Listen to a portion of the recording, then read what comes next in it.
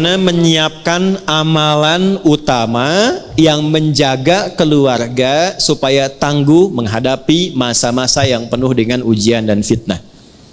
Yes. Sudah?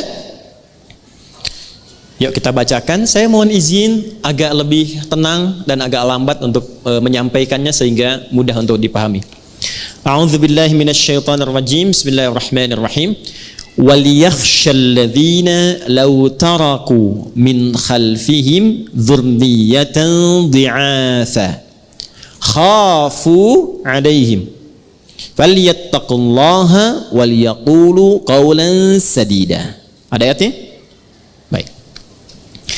Ini jawaban langsung dari Allah ya.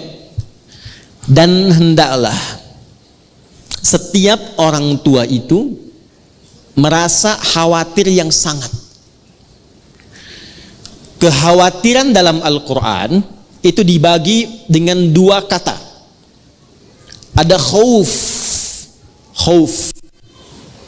Yang kedua ada khasyah. Baik. Anak biasa pulang jam 12. Jam 12:04 dia belum pulang. Ibu gelisah tidak? Khawatir tidak? Itu khauf namanya. Biasanya ibu tanggal 27 bulanan lancar dari suami itu. Tanggal 30 belum ada penampakan. Khawatir tidak? Nah, itu khauf namanya. Ya, itu ada di Quran surah kedua Al-Baqarah di ayat 155. Walanabluwannakum bisyai'im minal khauf wal ju' wa naqsim minal amwal wal anfus wath thamarat. Ketika sedang ngaji begini, tiba-tiba kita mendengar suara di balik ini.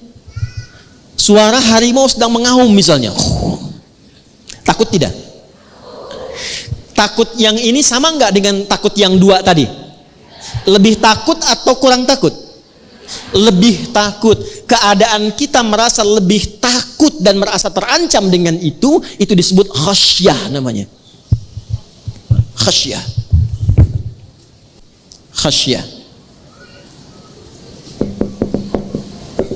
Ya. Sudah? Sekebalikan, di dalam Al-Quran kekhawatiran orang tua itu terhadap anak tidak digambarkan dengan khauf tapi menggunakan kata khasyah. Seakan-akan gini ayatnya. Hendaklah para ayah dan ibu itu, ayah bunda itu memiliki kekhawatiran yang sangat. Seperti Anda berada di kandang singa, kandang harimau, terancam dengan sesuatu, ya. Kapan?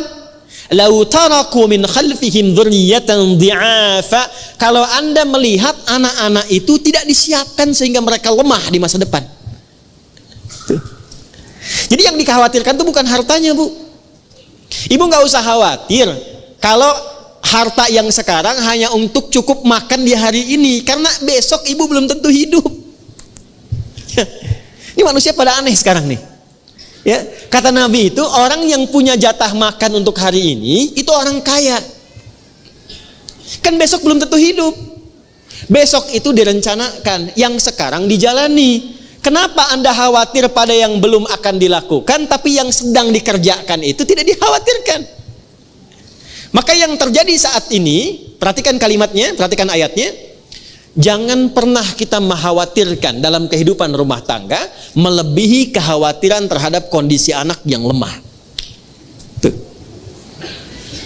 Ini saya mohon maaf ya, sekaligus ini pesan saya bagi para ayah, termasuk saya pribadi. Ibu, suami, para ayah itu tugasnya mencari apa? Nafkah. Nafkah itu untuk kemana? Oke, ulang. Para ayah tugasnya mencari apa? Nafkah itu kalau sudah dapat dibawa kemana? Baik. Sekarang saya tanya balik yang kedua. Di rumah itu anak berharga tidak? Baik. Harta berharga tidak?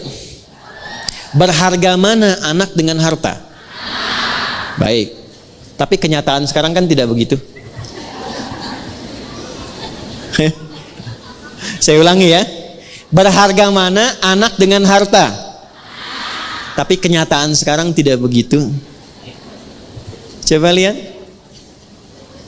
Ayah yang bekerja sempat gak kemudian memberikan pendampingan pada anak? Berapa kali telepon anaknya? Berapa kali komunikasi dengan anaknya? Ibu lebih sering interaksi dengan anak atau dengan handphone? Tuh. Ya. Nah, itu sekarang dibalik, ayatnya berlaku. Hendaklah para ibu itu merasa khawatir yang sangat pada anaknya, bukan handphonenya. Nih Bu, saya tanya, kalau ada anak ibu bawa handphone ibu yang iPhone 15 itu, terus dibanting oleh ibu di hadapan ibu, dibanting oleh anak ibu di hadapan ibu, ya, ibu sedang ini main media sosial, anaknya manggil, ibu nggak nengok, dibawa handphonenya oleh anaknya, dibanting di hadapan ibu. Saya tanya, ibu marahin anaknya atau marahin handphonenya?